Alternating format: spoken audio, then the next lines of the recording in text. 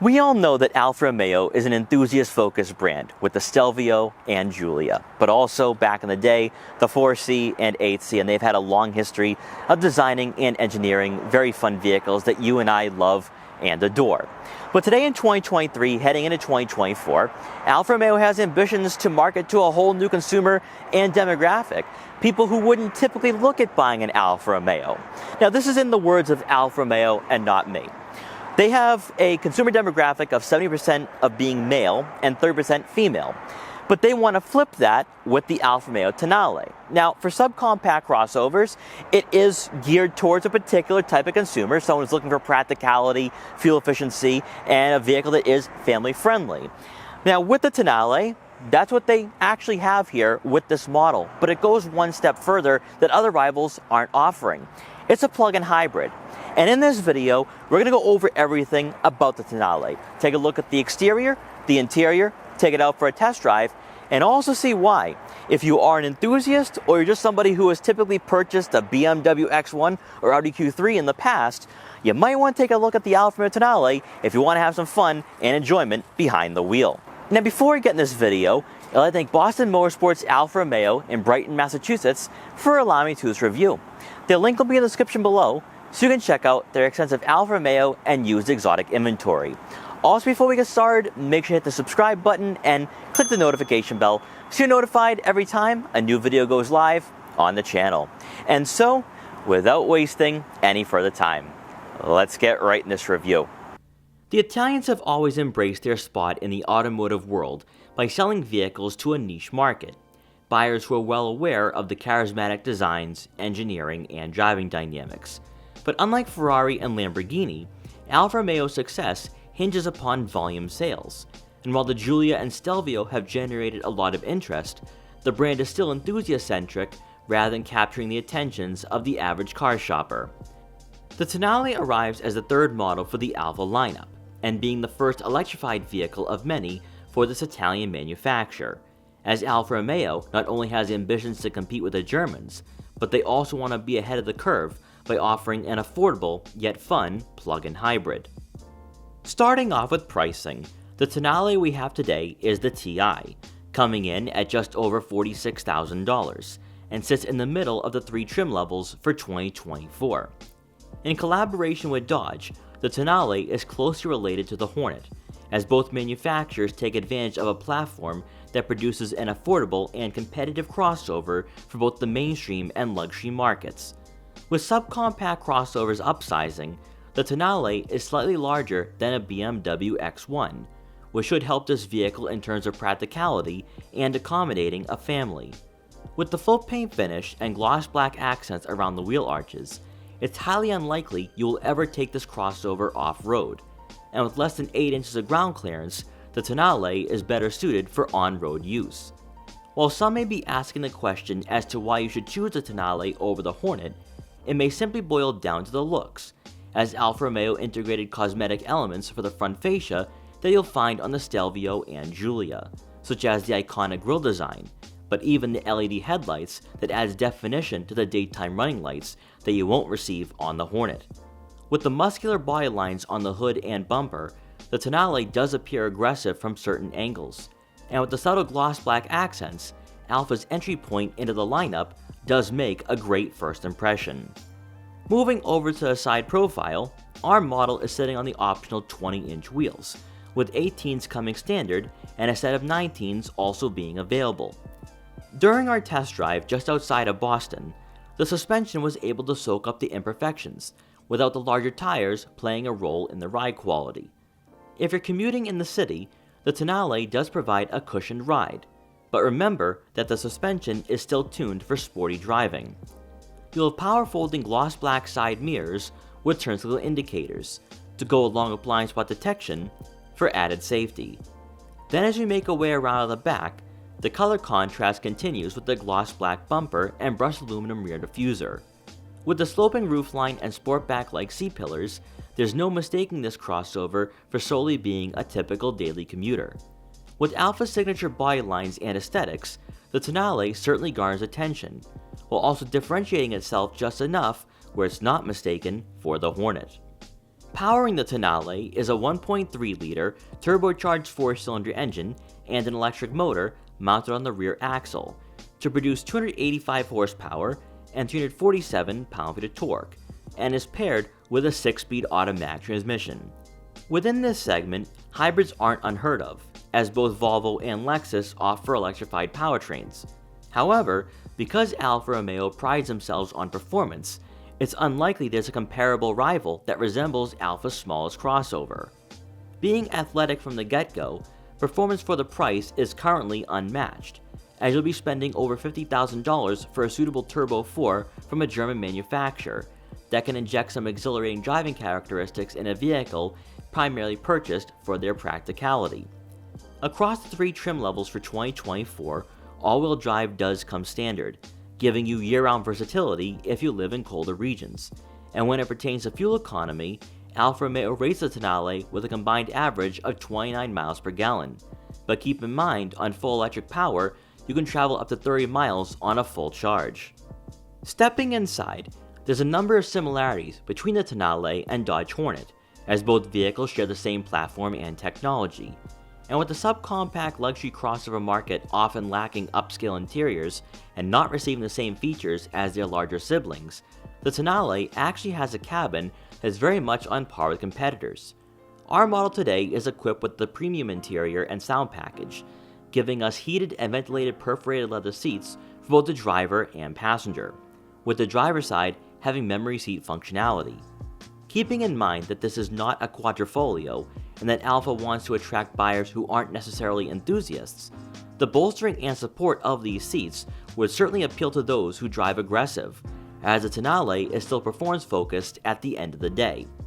In front of you, there will be a full digital gauge cluster, with the layout being somewhat customizable, and by using the buttons mounted on the steering wheel, you can scroll through a good amount of information. Also, as part of the high-performance driving package, aluminum paddle shifters will make upshifting and downshifting very satisfying.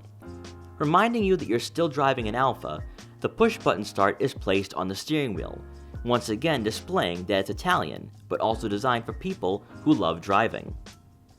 Then taking a look at the infotainment system, all models will come equipped with a 10-inch touchscreen, with Apple CarPlay and Android Auto compatibility, to go along with onboard navigation, and our model does have the upgraded Harman Kardon premium audio system. From a user-friendliness perspective, you'll get acclimated with the head unit relatively quickly, as it's very responsive and the menu layout is cleanly designed. You'll have quick access icons mounted to the left on the screen, much like we see from other Stellantis products, and it's here where you can adjust the climate control settings, heated and ventilated seats, and heated steering wheel. Although, for those clamoring for physical buttons, you can adjust the temperature, AC, and front and rear defrosters, which all of those controls can be found beneath the screen.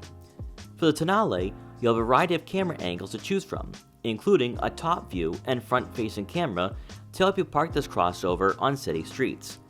Making our way towards the center console, there will be a wireless phone charging pad with a USB-C and USB input, and it's also here where the drive mode selector can be found. Next to the gear shifter, you have the dial for the volume for the radio and the electric parking brake. Then for the standard storage compartment, there's enough room for smaller items, and rounding out the front seating area, optional is a power moonroof, which lets in a lot of natural light to the interior. Now moving on to the second row, we're going to start off on the passenger side. And this seat has been adjusted most of the way back. It's also on a bit of a recline. And I have a few inches of legroom to work with here. I did adjust the seat all the way back just to see what it was like, and it was a bit cramped even for someone at my height.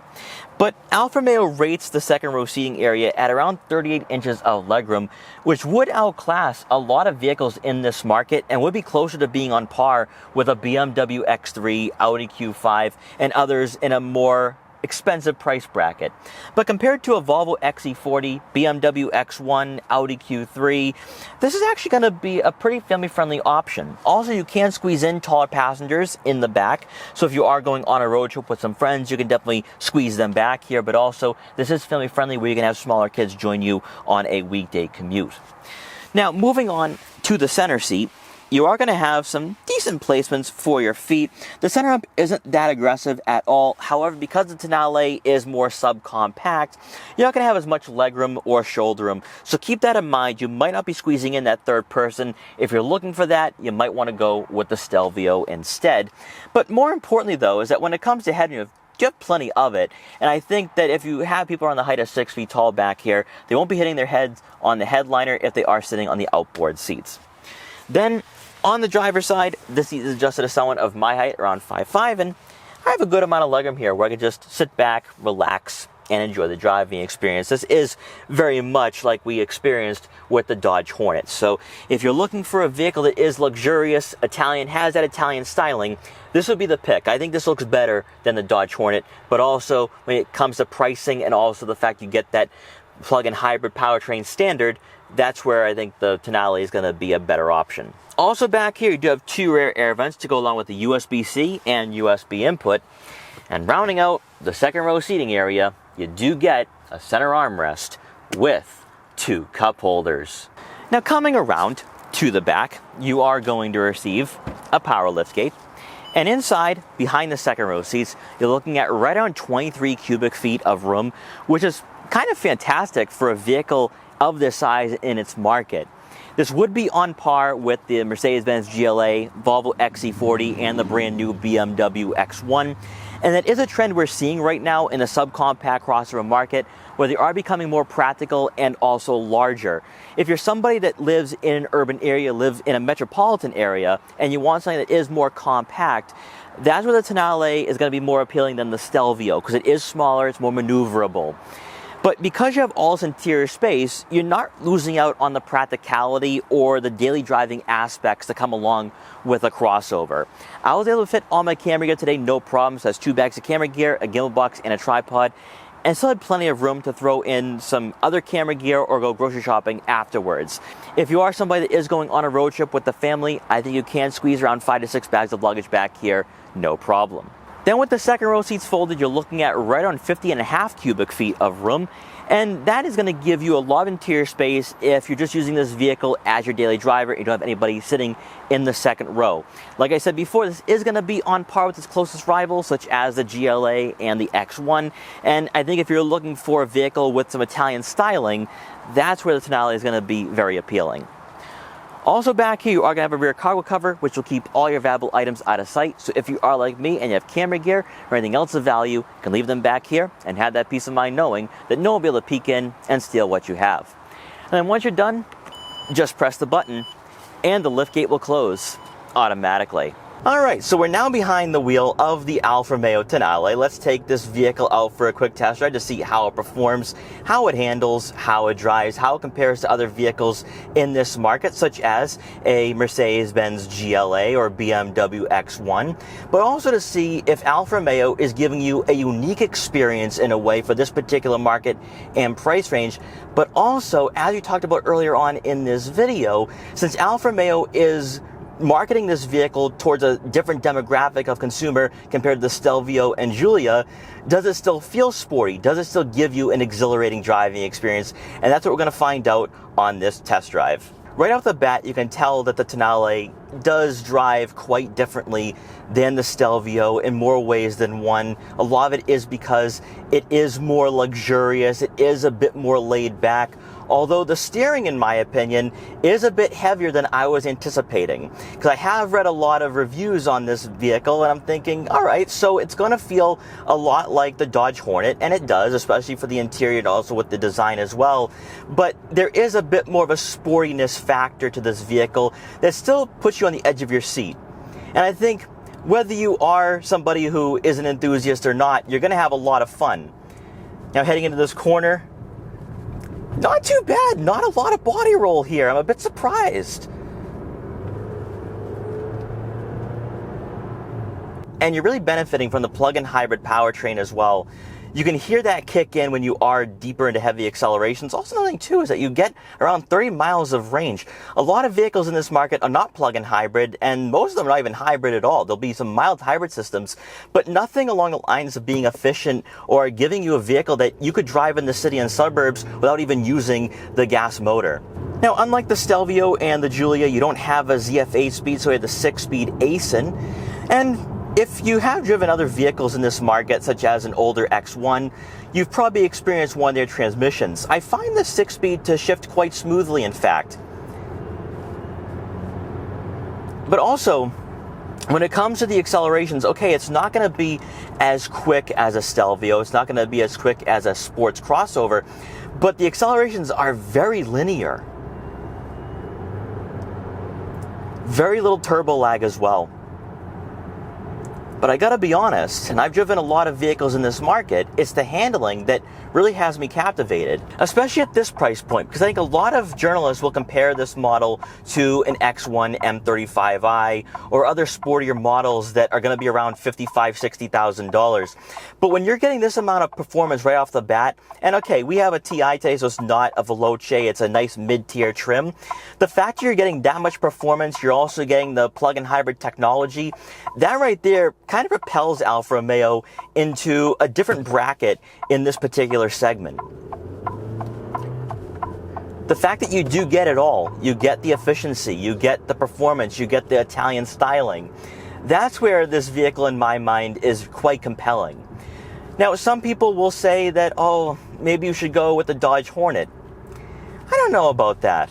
You know, with the Dodge Hornet, you are kind of forced to go with the RT, and I don't know, I think the Alfa Romeo Tonale has a nicer style to it. If you're somebody who does get a bit sentimental about styling, or you have more of a particular taste in brands, I think you're going to prefer the Alfa Romeo Tonale over the Dodge Hornet. Now, since I am at a red light, might as well go over the amount of vision you have here to work with when you are behind the wheel of the Tonale.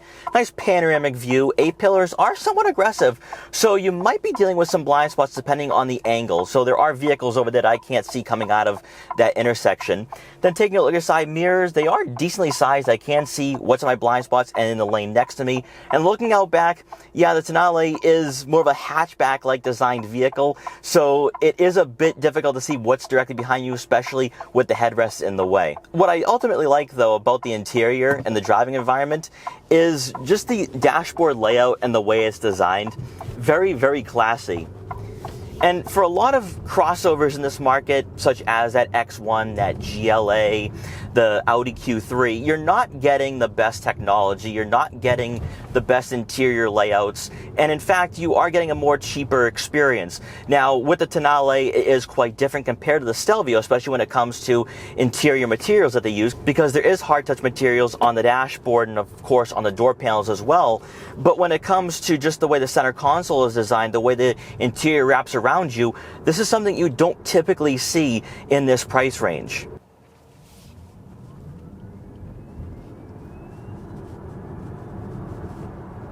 Nice quick acceleration on electric power, but also for a vehicle utilizing a 4-cylinder engine, but also a model that isn't built on the same platform as the Stelvio and Giulia, interior insulation is pretty impressive for a crossover in this market. You don't hear a lot of the outside world. Now, of course, when you are in electric power, you're not going to hear the sound of the gas-powered motor, but it's so quiet. You don't hear any road noise. You don't hear any wind noise. Really nice. And then even when you are using the 4-cylinder, it doesn't have that typical 4-cylinder drone. So it does have a sense of luxury, but also it plays its part. Especially when you're comparing it to other models such as that X1 or even the Volvo XC40. While I am somebody who has the tendency to just drive in sport mode all the time, when you are just on electric power, the propulsion is very nice and quick. But best of all, even when you compare this to even a Lexus NX, the hybrid powertrains, you're getting a CVT. So with this, you still have a traditional automatic. And that really offers the best of both worlds, in my opinion.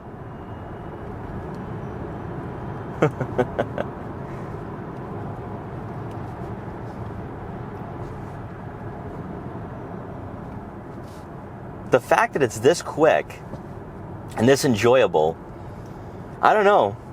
I don't think this is just for a particular age group or demographic. This is exactly what I want to see in a market where a lot of vehicles do feel underpowered and, quite frankly, feel the same. This at least has a unique experience, and a fun experience at that. Let's use the paddles.